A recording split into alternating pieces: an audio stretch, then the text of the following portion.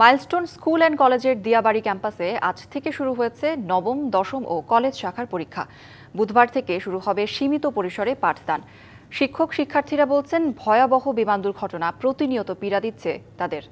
এদিকে নিহতদের পরিবারের খোঁজখবর নিয়ে বিএনপি নেতা হাফিজ উদ্দিন আহমেদ বলেন, নির্বাচিত সরকার থাকলে মাইলস্টোন ঘটনার পুনরাবৃত্তি ঘটবে না। বিমান বিধ্বস্তের ১২ দিন পর রবিবার থেকে খুলে দেওয়া হয় উত্তরার দিয়াবাড়ির milestone school and college campus.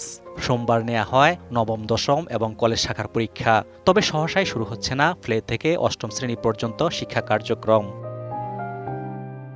বিমান দুর্ঘটনার পর এখনও আতঙ্ক কাটেনি শিক্ষার্থীদের। সেদিনের ভয়াবহতার কথা মনে করতেই এখন আতকে উঠছেন অনেকে। তবে পড়াশোনার স্বাভাবিক পরিবেশ ফিরিয়ে আনতে ক্লাস শুরুর প্রয়োজন বলছেন শিক্ষার্থী অভিভাবকরা।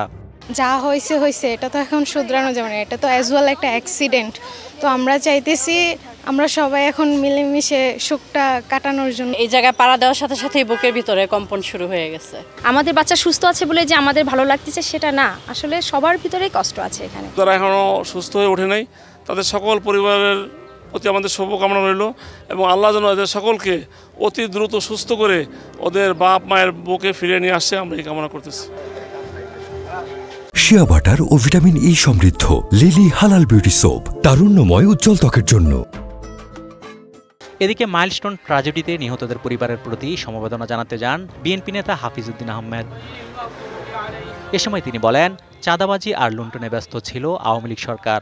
বিমানসহ দেশের বিভিন্ন খাতকে ধ্বংস করেছে তারা। পুরানা এয়ারক্রাফট বাদ দিয়ে আধুনিক এয়ারক্রাফট সংখ্যায় কম হোক, তবুও আধুনিক এয়ারক্রাফট কিনে প্রশিক্ষণের ব্যবস্থা করুক, যাতে করে আর অকালে যেন আমরা আমাদের তরুণ পাইলটদেরকে হারাতে চাই না।